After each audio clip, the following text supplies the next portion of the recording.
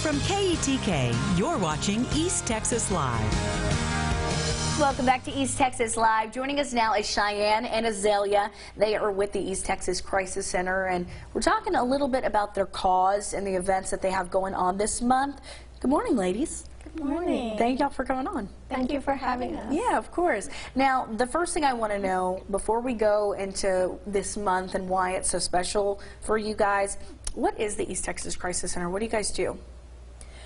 So we work with survivors of domestic violence and sexual violence and dating violence, and if anybody's experienced a violent crime. So we offer counseling, support groups, victim advocacy. We have a shelter that people can stay at if they're fleeing an abusive situation. So those are some of the services we offer. Which is amazing, because unfortunately so many people do deal with this type of abuse. And that kind of rolls into our next question, which is, this month is pretty big for you guys. Can you tell me a little bit about why? Yeah, so this month we recognize it as Sexual Assault Awareness Month, and so that means that we are trying to bring more education to our community, prevention efforts to help people understand the issues around sexual assault. We here in Texas, we have approximately 2 in 5 women experiencing sexual assault in their lifetime, and 1 in every 6 men. So it is happening around everywhere in Texas, in the U.S., so it's a problem we need to talk about. Yeah, and you know, it's definitely such a hard topic to discuss. It's something maybe you don't discuss very often, but like you said, it is so important because it happens very often. Why have you guys decided to, I guess, demonstrate this month and look at Sexual Assault Awareness Month? Yeah, so April's always been Sexual Assault Awareness Month. We do honor survivors at our Denim Day event, which is at the end of April.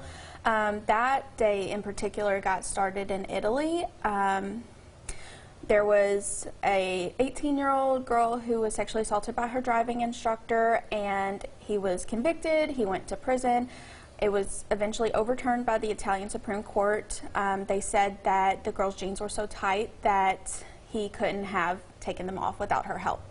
So that's kind of how that's an example of victim blaming that many of the clients we work with see and many survivors around the world see. So we use that day to create awareness, talk about how can you talk to survivors, how can you be supportive and encouraging to them. It's amazing. So important that you guys are doing that. And what other events are you guys having for this month to recognize those survivors?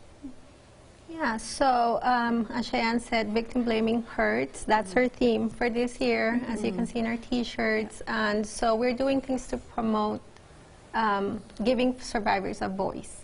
So we've had an art display. We have it in our website if anyone's interested in looking at it.